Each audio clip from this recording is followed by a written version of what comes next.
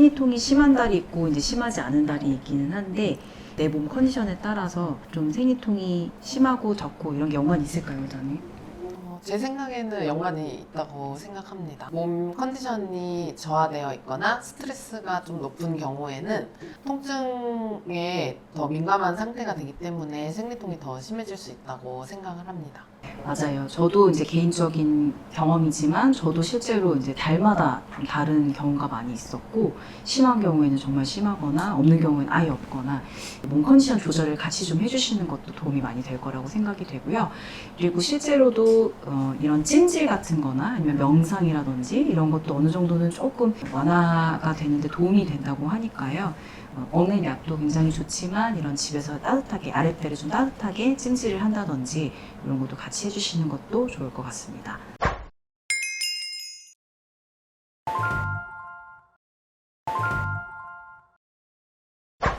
보통은 생리통이라고 하면은 아랫배가 아프거나 저 같은 경우는 허리가 아픈 경우도 있고 두통이 오거나 이럴 수도 있는데 가끔씩은 다리가 아프신 분들도 좀 있으신 것 같아요. 그래서 흔한 케이스는 아닌 것 같은데 혹시 그런 분들 보신 적 있으신가요? 저는 다리 아프신 분은 많이는 아니 거의 못 보는 것 같아요. 근데 다리가 한쪽, 두 쪽, 양쪽이 다 불편하신 분은 많지는 않으신 것 같아서 이게 그냥 몸의 기질적으로 문제는 없는지 안쪽에 진짜 구조적인 부분은 괜찮은지 먼저 확인이 좀 필요하지 않을까 싶습니다. 저도 아주 가끔 뵀는데요. 우선은 그래도 이제 초음파를 먼저 해보면 그 혹이나 그런 것이 한쪽으로 쏠려가지고 눌려서 아픈 분들도 계셨던 것 같고요. 아니면은 이제 자궁이나 뭐 난소 쪽에 문제가 없는데 그 다리 쪽에 기질적 원인이 있는지도 확인은 해보시는 게 좋을 것 같습니다.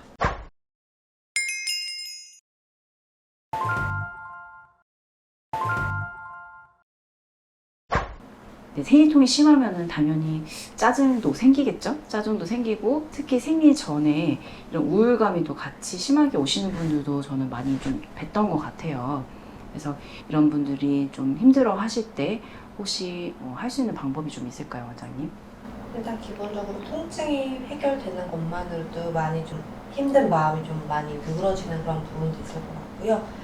생리 전후에도 예민해지고 힘들어지는 거는 호르몬이 급격히 들어왔다 빠지고 그런 맞아요. 플럭추에이션 때문에 같이 힘든 경우가 많은데 그걸 조금 일정하게 유지시켜주는 용도의 피임약을 복용하시는 것도 이런 좀 감정적인 부분에 있어서 도움이 됩니다.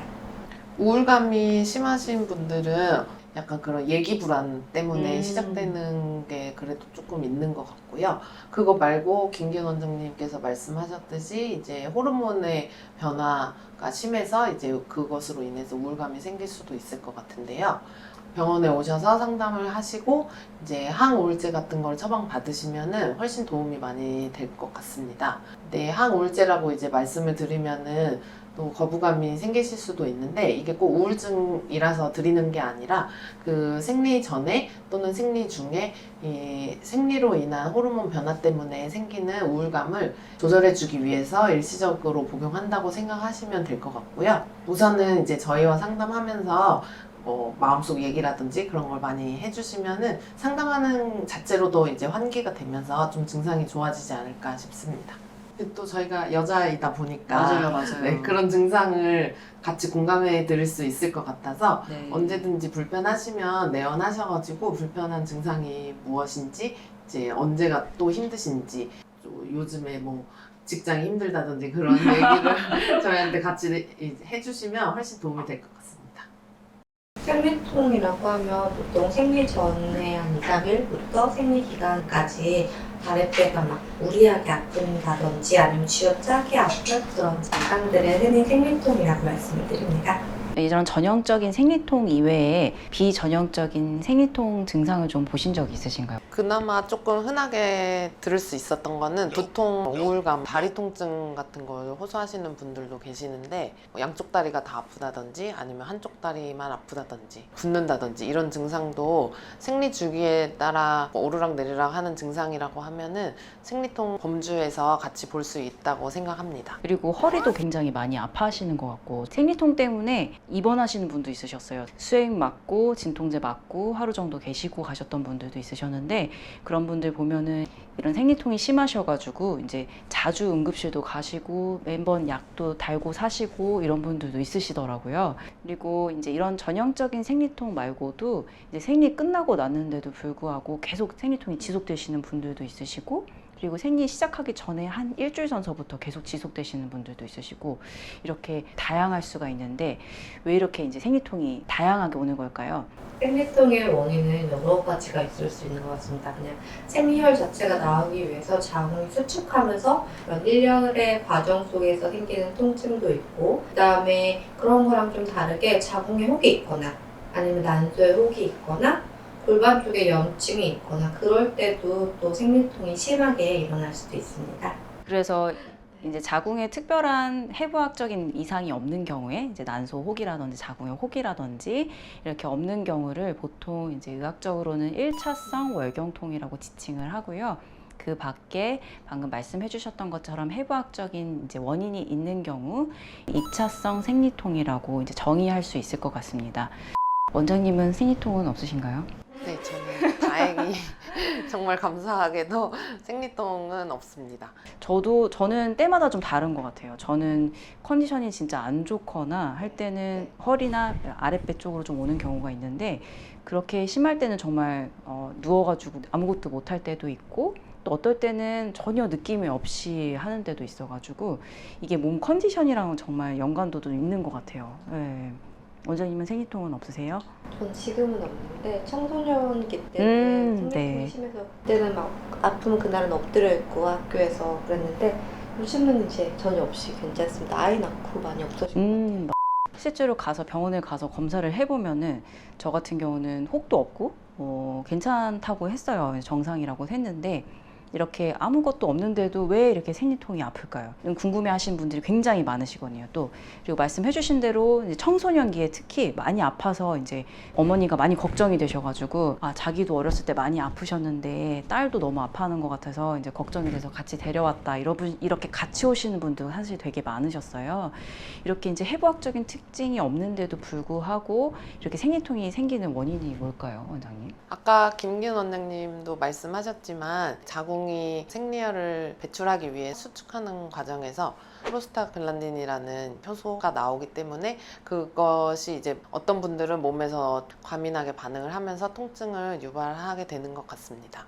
그게 해부학적 이상이 있는지 없는지를 먼저 감별을 하셔야 거기에 맞춰서 이제 치료를 하실 수가 있기 때문에 무조건 병원에 오셔서 초음파를 먼저 하는 거를 가장 추천을 드리고요.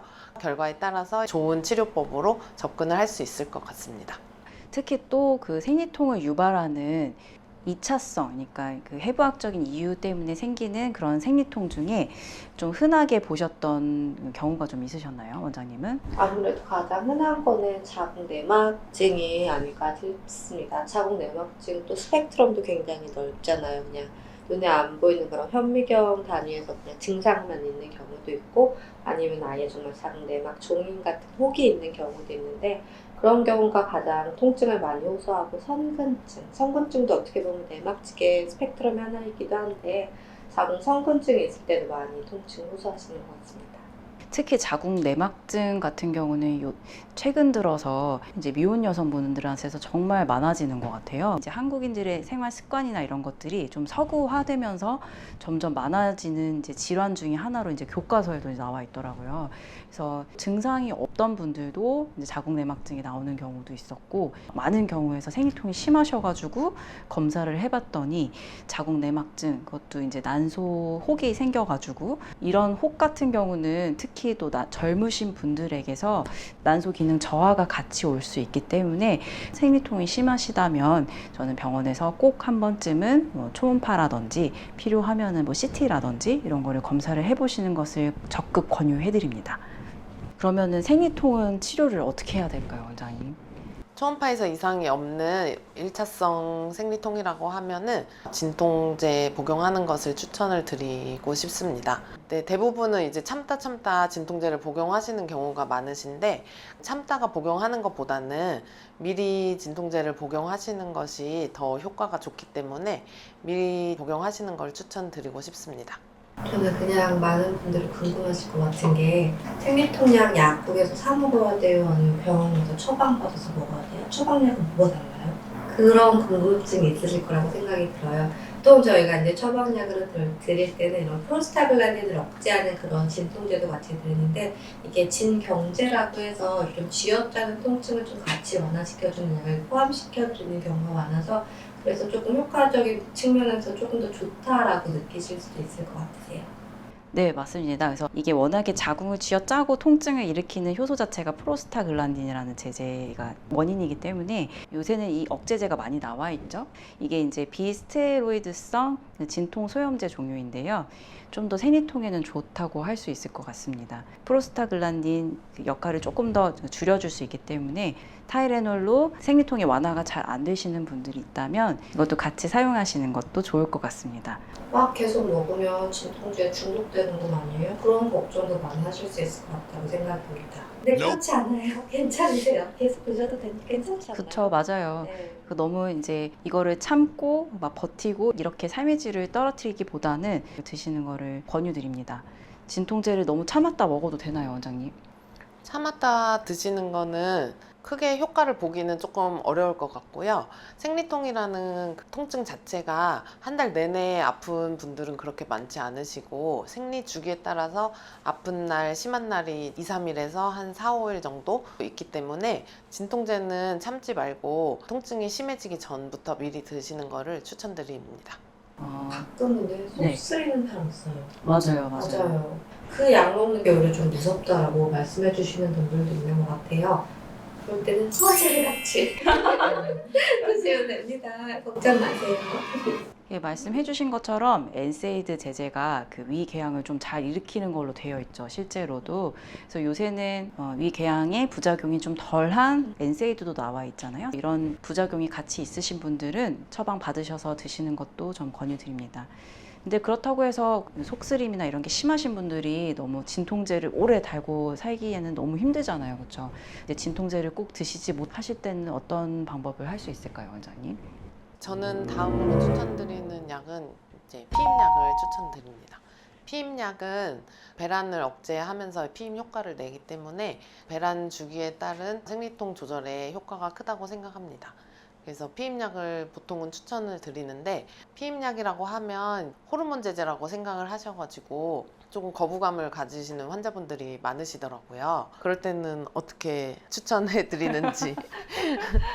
저도 근데 개인적으로는 피임약이 이렇게 생리통이 심하신 분들이거나 또는 생리 양이 많으시거나 또는 생리 전 증후군이라고 그래서 생리 전에 이제 우울감이나 몸이 많이 붓는다든지 이런 증상들까지도 완화 효과가 있기 때문에 피임약을 저도 굉장히 선호하는 편이기는 합니다. 다만 이제 피임약이 이제 호르몬제라서 걱정하시는 분들도 있을 것 같고, 그리고 나이가 또 너무 어리면 어머님들께서 이제 이게 호르몬제를 어린이가 먹어도 되는지 이런 것 때문에 많이 걱정을 하시는데, 그래서 만약에 정 드시지 못하는 상황이라면 그 전문의와 상담을 하시는 게 좋을 것 같습니다.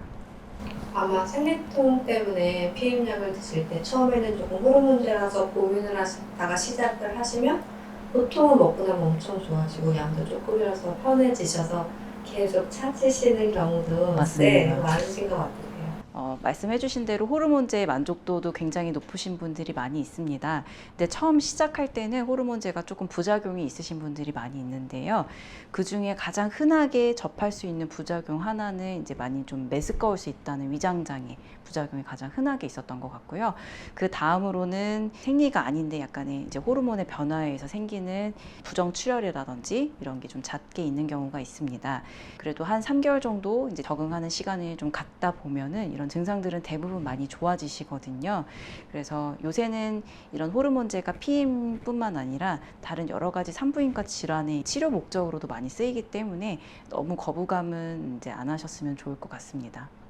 그럼 저희가 이제 여러 가지 약물들에 대해서 말씀을 드렸는데 혹시 약물 치료 말고 다른 방법은 없을까요? 네, 우선은 피임약은 매일 먹어야 되기는 하잖아요. 그렇죠? 이게 매일 먹다 보면 저도 이제 먹어봤지만 좀 헷갈리더라고요. 그리고 까먹기도 하고 실제로 빼먹는 경우도 몇 번 있었고 그것 때문에 부작용이 생길 수도 있고 그래서 출산을 하셨던 분들 같은 경우는 이제 미레나라고 하는 이제 피임 용법으로 나온 루프가 있는데 거기서 호르몬이 나오는 루프예요. 근데 이게 이제 피임 방법으로 나왔지만 그 자체로도 워낙에 이런 생리통이라든지 생리과다라든지 이런 치료적인 역할을 많이 해주기 때문에 얼마 전서부터는 이거를 아예 치료 목적으로 넣는 경우가 많이 있어요, 실제로. 그래서 미혼 여성분들에게는 이제 적극적으로 권유드리기는 좀 힘들지만 그 출산하신 분들이라면 이 미레나를 한번 넣으면은 이제 5년 동안 약도 안 먹고 그냥 두면 되니까요. 굉장히 편리한 방법이기 때문에 이 방법을 좀 추천해드릴 수도 있을 것 같습니다. 네, 여기까지 생리통에 대해서 알아보는 시간을 가져봤습니다. 굉장히 유익한 시간이었던 것 같고요. 오랫동안 시청해 주셔서 감사드립니다. 감사합니다. 감사합니다. 좋아요, 구독 부탁드립니다.